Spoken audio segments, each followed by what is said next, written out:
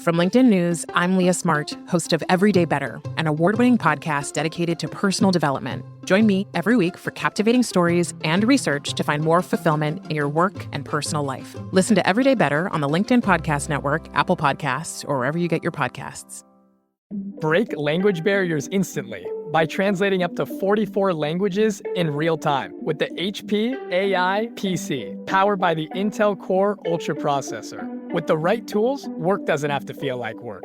Learn more at hp.com/AI PC. Well, that's known as failure to answer the question, and it's a red flag when it comes to deception. This does not mean that Tom Brady is a cheater, but he should have answered, I had nothing to do with deflating the footballs if he did. Instead, he says, I would never cheat. So there's like a rationalization going on here. I mentioned my work doing kind of intelligence gathering in the corporate world. Well, let me see how I can put this right now. I've been sort of an auxiliary member of a legal team dealing with an extortion case. And I called up one of the people that might be involved, and that person was frightened. And he was saying things about, I swear I didn't do this. I swear I didn't do that. Invoking oaths is another red flag when it comes to detecting deception. If you're innocent, you just say, no, I had nothing to do with that. Once it gets into like that mafia thing, I swear on the eyes of my children or something. Why so dramatic? You know, people who are telling the truth tend to just be very candid. Now, this guy could legitimately just be scared, and he could be exaggerating because he's so frightened. But it's a red flag when people use that kind of hyperbolic language. And there's a couple of other red flags in this area as well. Hey, I'm Kwame Christian, and you are about to step into the world of Negotiate Anything, the #1 negotiation podcast in the world, where we teach you how to make difficult conversations easier while getting more of what you want in the process. Each episode is packed with practical tips and strategies from the experts. We delve into negotiation, conflict resolution, and leadership skills that are crucial in both business and in life. Whether you're closing a deal, managing a team, or navigating personal relationships, Negotiate Anything provides you with the tools you need to succeed. Our conversations are real, relatable, and most importantly, rooted in practicality. So if you're ready to transform your conversations and elevate your negotiation skills, join me on Negotiate Anything. Subscribe and listen on Apple Podcasts, Spotify, or wherever you love to listen. Let's make every conversation a winning negotiation. Jeremy, thanks for joining us today. Great to be with you, Kwame. Yes, and it is exciting to have you. So how about you get us started by telling us a little bit about yourself and what you do? Sure, happy to do that. So right after college, I went overseas. I like to joke around that I was hoping to be some form of Ernest Hemingway meets Kurt Cobain. I went overseas with a backpack and a guitar, a lust for adventure, big dreams. Kicked around Europe for a while before settling in Prague, where I spent the following 7 years as a freelance journalist. Also helped build the Media Association Project Syndicate. Moved to China after that and spent 2 more years there. So just under a decade abroad. Came back to New York, where I'm from, and I've essentially worked in the field of corporate security, corporate intelligence, corporate espionage for the last 15-ish years. During COVID, decided it was time to write a book called Sell Like a Spy, based on not only the interactions and work that I've done directly with intelligence officers and all the reporting I've done on the space, but also the book is a synthesis of the learnings, the lessons, if you will, from FBI counterintelligence officers, military special forces, snipers, interrogators, generals, what have you. So it's a synthesis of lessons from an elite level of government experience. And these days I do that. I give talks, I give trainings, and I also am an advisor to a corporate intelligence firm called Intrafor International. Incredible. This is probably one of the most fun bios I've ever heard. Lots of twists and turns. Thank you. So this is great, Jeremy. And I love the idea of selling like a spy, because a lot of the folks who are in this space, when they're having negotiations, difficult conversations, it's in a more transactional type of world where we're having those conversations. There's dollars and cents attached to it and everything like that. And now we recognize, though, there are a lot of skills from spies, people who are in espionage, in that type of world, and counterintelligence that could transfer over to the selling space. And before we get into the skills, I want to make sure that the audience is sufficiently tantalized. So when you think about the skills that are required to be good at sales, what is the spy story that encapsulates that the best for you? Well, I mean, just kind of from a top level down, I kick off almost every talk I give saying that I think spies are the world's best sales people because the sale that they have to make, which is convincing someone to buy into treason, is the hardest any of us could possibly make. So the skills they leverage to do that are really like hard fought and effective skills. And they're so relevant to everyday life. Now you're looking for an example of a spy making a sale or some element of tradecraft to tantalize people. Oh, yeah. Okay, well, the funnest one that comes to mind, it's in the book too, is the notion of access agents. And I describe access agents as people who are kind of facilitators, who they may not be the person who you're trying to make that sale to, but they're the coach or the influencer in any organization that can potentially get you to that decision maker, right? Because talking with salespeople, we all know cold outreach is important, but the warm introduction is the holy grail. So I talk a lot with salespeople who want to be strategic about getting to the right person who will influence the final decision on whatever they're trying to do, to use an access agent. And there's a great story in the book by a former, very senior, well-regarded case officer named John Cipher, who recounted when he was a case officer I think it was in the Soviet Union. I understand these people are kind of vague a little bit about it. But he recruited an access agent, a very influential person amongst social circles of diplomats at that time. And that person would host parties and he would put all the coats in a cloakroom that he kept locked. But he would quietly give the key to John or one of his guys, and the spy would go in and go through the coats of the individuals there and copy keys with special technology, note things in their diaries, see what else is in their pockets, maybe a note from a lover, that kind of thing, and use that intelligence to collect information. Now, I always tell my audiences, the people I'm training, we're not looking for you to steal secrets that way. But, access agents can be a really effective way to connect with people. So I thought that might be a good answer for you there. Oh, that's brilliant. That's good. That is good. Because like I mentioned before we got on the call, we've had a lot of CIA, FBI, counterintelligence agents, and the stories. The stories are just always the best part. And I love it because, again, it shows just the more you know, the better you're going to be in these conversations. At the end of the day, negotiation is an information game. And the more information you have, the more high quality information that you have, the better you're going to be. And now, in this world of counterintelligence, we understand that sometimes people do not want to share that information. Sometimes it might not be in their best interest to share that information. Same happens in the business world. So how can we go about navigating these conversations in a way where we can still get the information we need to be effective when the other person at first doesn't feel comfortable sharing?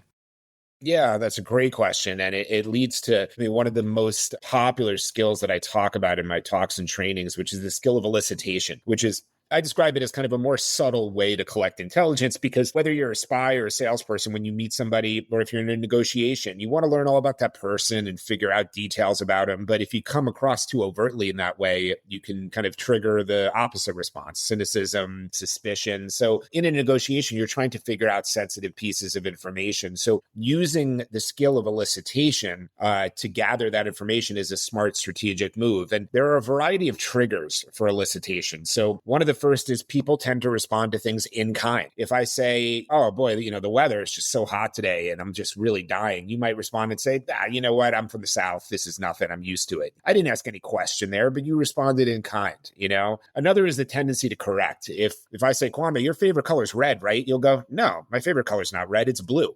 So anything I ask you about yourself or I assume about you, you will have a heavy tendency to correct it. It would have been strange for you to just say, no, my favorite color is not red. You would want to then finish that sentence and tell me that. So strategically, that can be a good way to do it.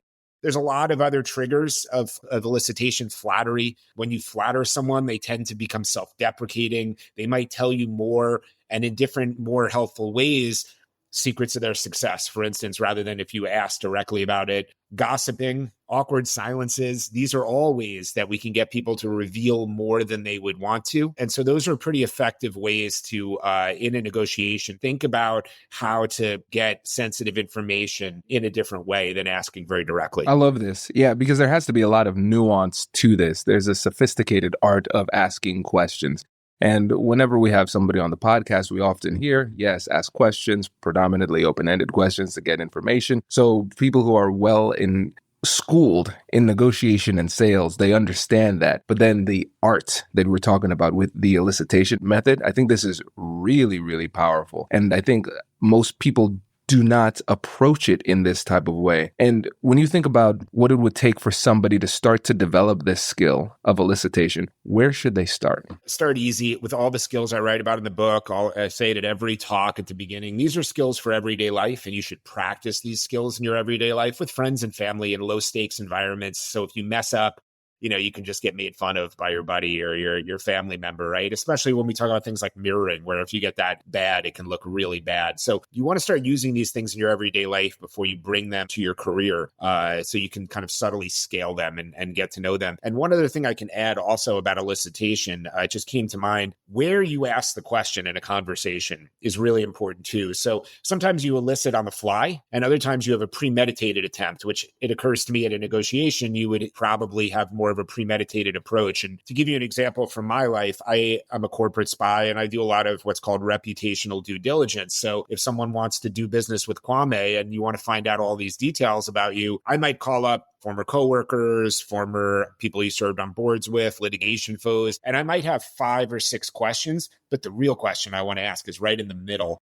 And that's because people tend to remember things the beginning or end of a conversation and less in the middle. So I call it the violin conversation because it's narrow at the end, bigger in the middle, and that's where the sweet music gets played. So that's, I think, an important tip for negotiating too. This is so fascinating, Jeremy, because I think about this is great because I think about primacy and recency effect a lot of times in the conversations. Mm-hmm. I never really thought about the value of embedding your most strategically potent question to the point where they won't remember it. Go deeper on that, because I think that's really fascinating. Yeah, I mean, one of the examples I give in my talks is I call it the surprise party. So, I'm going to throw you a surprise party, Kwame. You got a big birthday coming up. All your friends are trying to decide how to make this special for you. We want to have your favorite food there, but we can't remember it. So I call you up. I chat with you for a little while about how amazing it is that the New York Yankees are now in the World Series, which I'm really excited about. Then I'm going to ask you about, hey, I said, this is the example I used. Hey, there's a new Thai restaurant in my neighborhood. It's getting great reviews.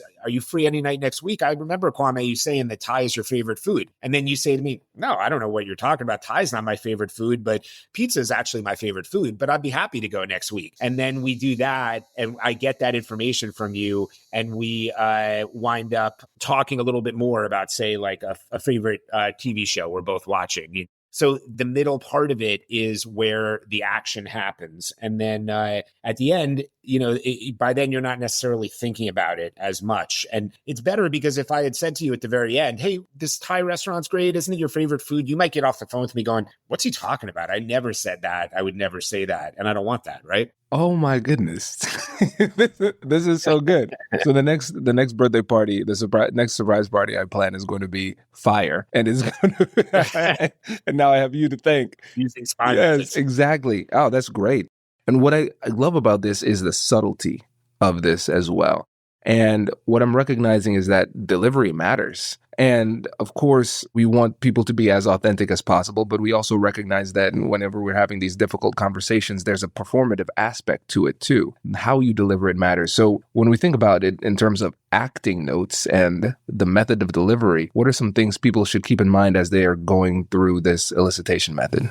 You want to make these things your own, okay? You want to make sure that you're putting your personal touch on all of these skills. That's another reason why I suggest doing them in your everyday life, using these skills, practicing them in your everyday life to get comfortable with them. Again, back to mirroring. If you're somebody who tends to speak with a lot of body language, you're an animated person, if you're meeting with somebody and negotiating with someone who is just very serene and very mellow, whatever the case may be, you want to adjust a little bit to the people that you're dealing with, but you don't want to become an entirely different person. It's performative, but you still want to be yourself because people value authenticity. They don't expect perfection. They expect you to be likable and authentic. When they see phoniness, when they see you trying too hard, that's when you're going to have a big problem. So These are subtle skills. Use them yourself. But, when you're talking about performative, and it makes me think about another line from the book, which John le Carré talks about spies as performers and entertainers. And I think there's value in negotiation in just about any aspect in life in cultivating people and understanding that people want to be with somebody that can kind of add value to their life. So you want to make sure that you still have that charming aspect of yourself and you don't lose that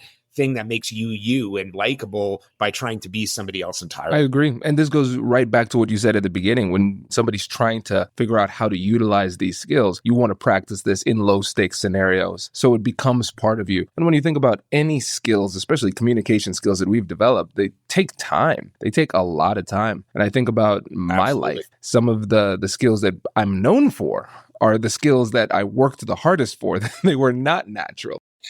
But it can be done. You can make it your new natural just by sheer repetition. And it was something else that comes into play when I'm thinking about the folks who are out there in the field as spies. You have to not only put these skills into practice at a high level, you can't just be smooth with it. You also need to be able to utilize these skills under massive amounts of stress and duress. And when it comes to communicating confidently under duress, what advice do you have for the folks who are out there having these tough conversations? Yeah, a lot of it is making sure you're in the moment, and what you're talking about right now makes me think about, what I talk about and write about on active listening and the evolutionary challenges related to that.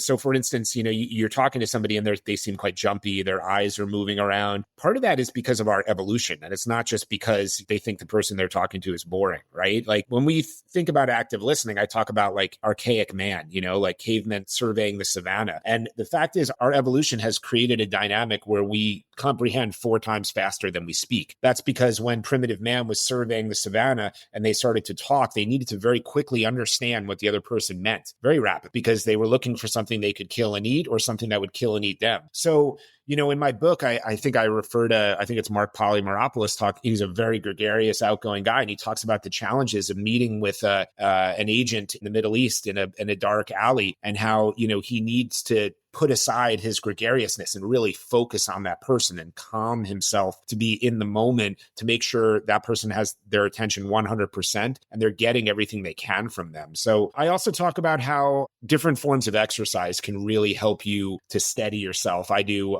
yoga, specifically hot yoga, and I think it really helps me to be in the moment and to calm myself at certain challenging moments. So those are a couple things that come to mind. I hope I didn't kind of, digress too far. Oh, no, there. This is perfect. Hello, my friends. Before we get back to today's episode, I want to ask you a question. Have you ever wondered how to elevate your team's negotiation game and how you can help the folks on your team have better, difficult conversations? At the American Negotiation Institute, we offer transformative keynotes and workshops tailored to empower professionals with top-tier negotiation and conflict resolution skills. Whether it's a keynote for your next event or hands-on training for your team, we've got you covered. Don't just negotiate. Master the art with the American Negotiation Institute. Click the link in the description to find out more. Elevate, negotiate, and succeed. Introducing the HP AI PC, your powerful AI assistant. Easily search through personal files, gain valuable insights, and make smarter, more informed business decisions. Unlock the future of work today with the HP AI PC, powered by the Intel Core Ultra processor. With the right tools, work doesn't have to feel like work. Learn more at hp.com/AIPC. This is perfect because I want to address these things in being in the moment, focusing, and then the benefits of exercise. This comes up quite frequently on the podcast, and maybe that might be my own bias too, but the benefits of making sure that physically you're trying as much as possible to be in the best possible shape. I don't think people recognize just how much of a nexus there is between your performance at work and your physical capabilities. And I recognize that the more I started to exercise, the calmer I was at a baseline level. It gave me a lot of confidence and it increased my mental acuity. So when people ask, why do I work out so much? I'm like, I cannot afford not to.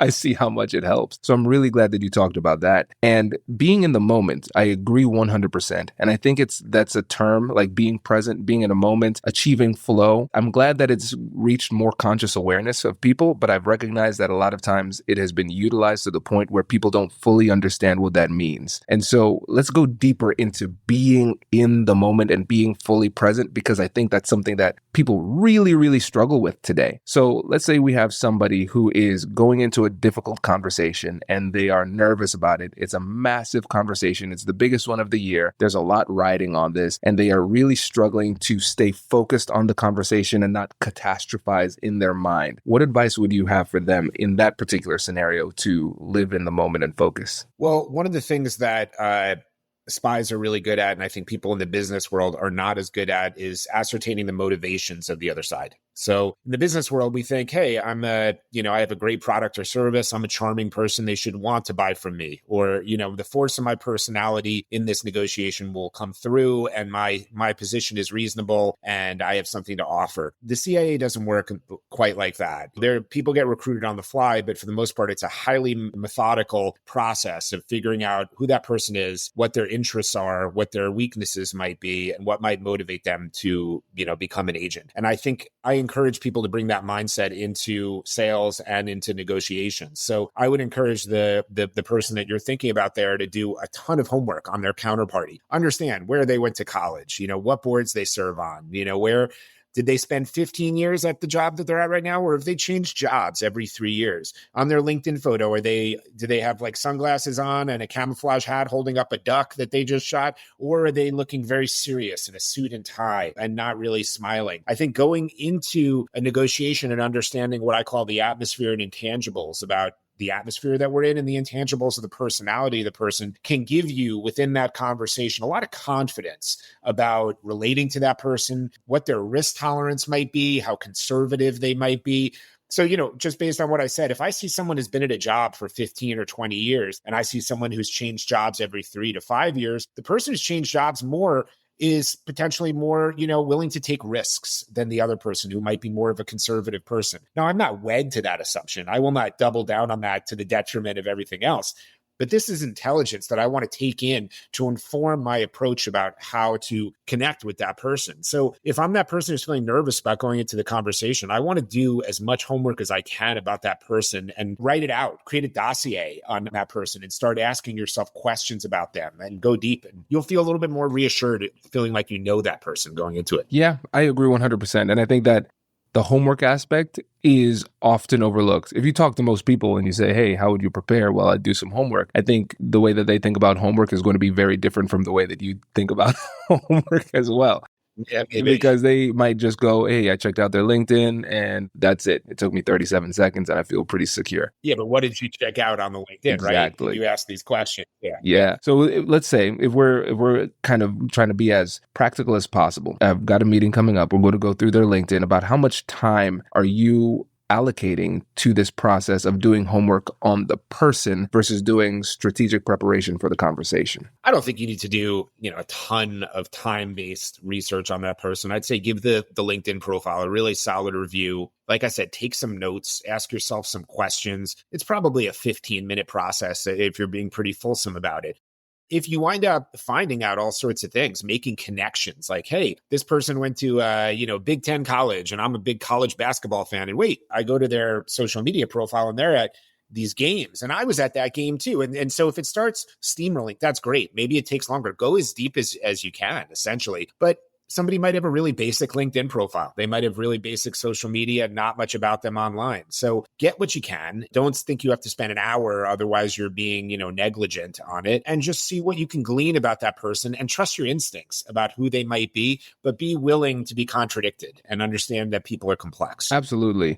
And just one point of clarification too, if they went to a Big Ten school, most likely we should talk to them about football, Jeremy. That's what football. I'm a baseball fan, but I'm not like college sports. So thank you for that correction. Yeah, I'm an Ohio State guy, and I go to the game. So I'm like, listen, we don't talk about basketball here. We just talk about. Sorry about that. I messed up. This is great. And I think there's a great opportunity for us to transition as well to the reality of deception. This comes up all the time because people say, hey, Kwame, I'm asking all these great questions. What if they just lie straight to my face about all of this? Because the quality of the information matters. So first, without even steering you in a particular direction, tell us about what you've learned about deception in the world of espionage and what you've learned about deception in the business world. Yeah, absolutely. Great question and very relevant here. One of the first things I would like to point out when given this question is that anybody, and I've seen this in the corporate world, people who come in and say, hey, my group, we're former CIA, we're former FBI, whatever, I'm former Mossad, that kind of thing. And we're going to come in and make your team a human lie detector. That's BS, okay? Nobody is a human lie detector. Lie detectors aren't as reliable as you might think. Human beings are so complex. It's just so hard to tell when someone is lying with any true veracity. What I talk to people about, what I train teams on, is in detecting deception and picking up red flags that become part of the mosaic of intelligence in any good negotiation, sale, relationship development, spy cultivation, understanding the complexities of people, but using the clues that they give you to form an opinion on whether they're truthful, whether they're reliable, whether they're anxious about this, whether they're feeling confident. Body language is a part of it, all of this. But, when it comes to detecting deception, I write about it in the book, and there's some key things. So like failure to answer a question. We're talking sports here, and I have a sports analogy for that in the book. I'm a New York guy, so I love to stick it to the Boston fans, New England fans. So a while back, I'm sure you'll remember, Kwame, when Tom Brady and the Patriots had the Deflategate scandal. Yep. Tom Brady, they were like, wanted to know if he was involved. And a journalist asked him at a press conference, hey, Tom, were you involved in deflating the footballs, to make them easier to catch and all that and handle? And Tom replied, I would never cheat. Well, that's known as failure to answer the question, and it's a red flag when it comes to deception. This does not mean that Tom Brady is a cheater, but he should have answered, I had nothing to do with deflating the footballs if he did. Instead, he says, I would never cheat. So there's like a rationalization going on here. I mentioned my work doing kind of intelligence gathering in the corporate world. Well, let me see how I can put this right now. I've been sort of an auxiliary member of a legal team dealing with an extortion case. And I called up one of the people that might be involved, and that person was frightened. And he was saying things about, I swear I didn't do this. I swear I didn't do that. Invoking oaths is another red flag when it comes to detecting deception. If you're innocent, you just say, no, I had nothing to do with that. Once it gets into like that mafia thing, I swear on the eyes of my children or something. Why so dramatic? People who are telling the truth tend to just be very candid. Now, this guy could legitimately just be scared, and he could be exaggerating because he's so frightened. But it's a red flag when people use that kind of hyperbolic language. And there's a couple of other red flags in this area as well. Jeremy, this is great because there's so many things that are floating out there in the media and social media about how you can tell deception. And usually those things are very wrong, right? We have the eye contact thing, all of these different types of approaches. But what I love is that yours is grounded in personal experience and experience from other people through this robust analysis you've done through the book.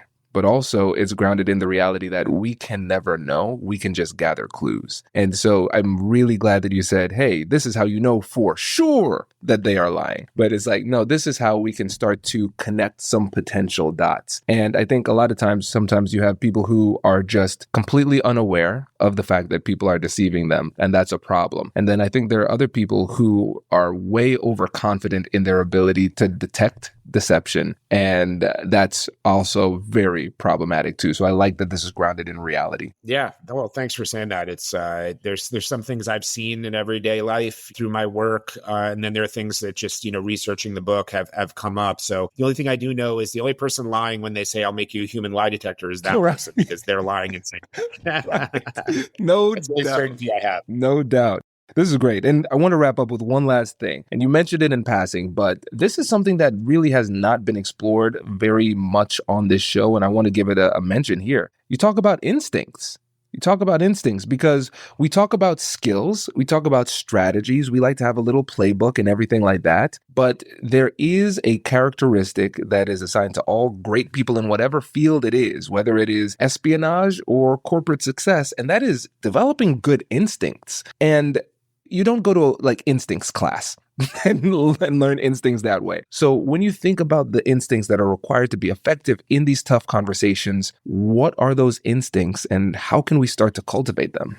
Yeah, I got two things here. I hope I can remember both. They're two different directions. One, if I forget, is the book cover cliche. So you can draw me back to that. But the first is, using who you are. I mentioned I spent so much time overseas, and man, living in China was fascinating, but it drove me nuts because I am a candid New Yorker.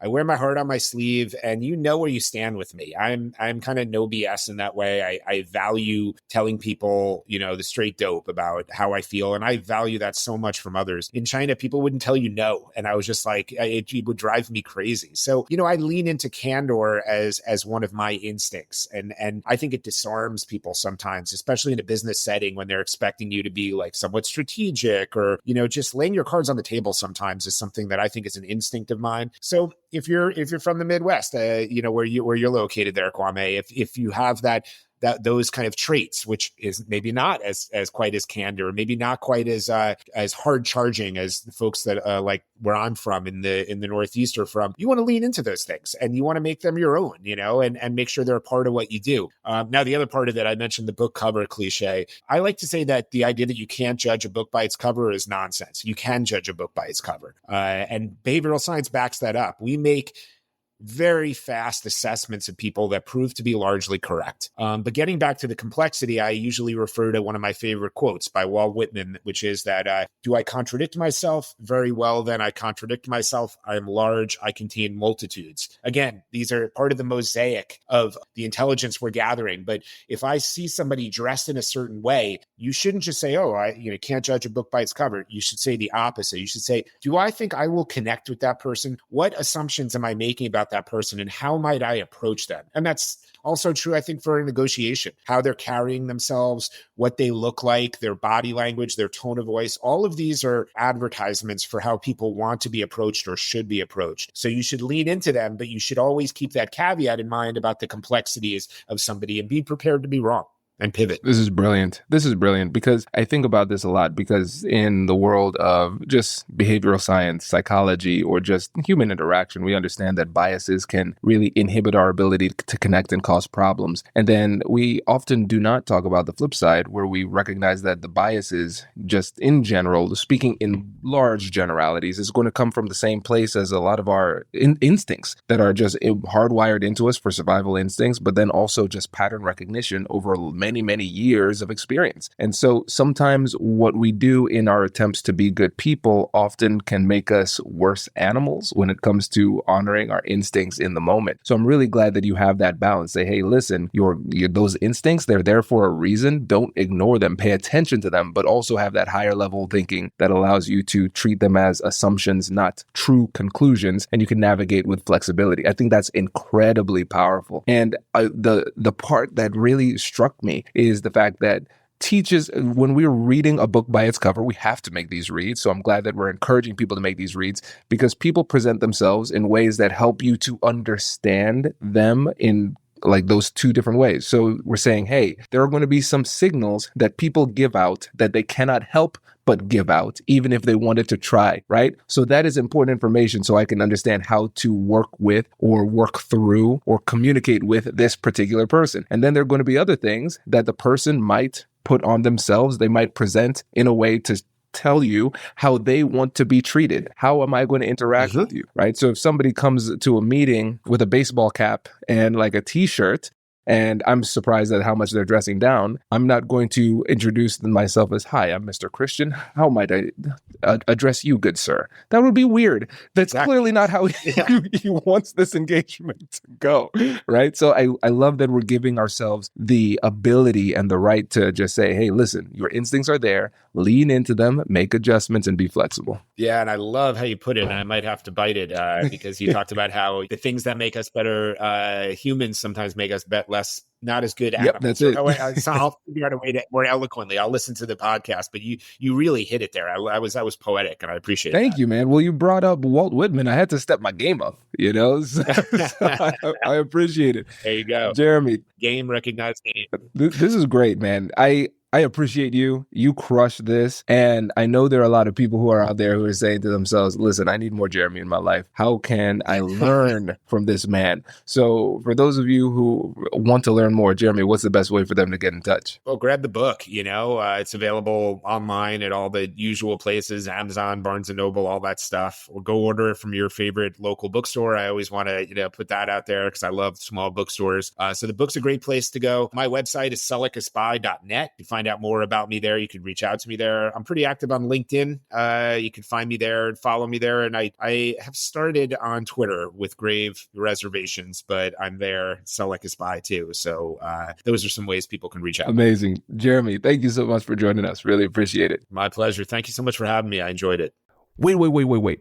Now, before you sign off, I have something to tell you that I've never told you before.